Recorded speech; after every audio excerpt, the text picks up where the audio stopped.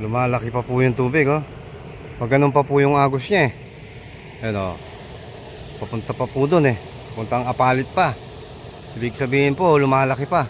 Pag bumalik na po siyang ganun, papuntang dagat, ayun, pa low tide na po niyan.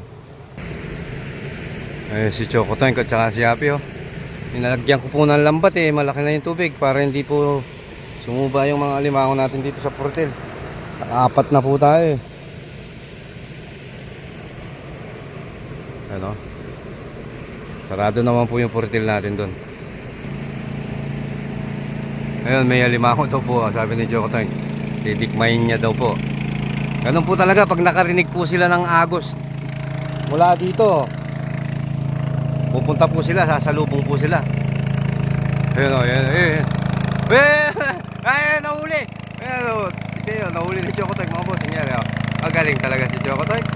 Dahil nahuli mo yan, Toy, sa'yo na. Gagawin mong ulam. Ayun, oh.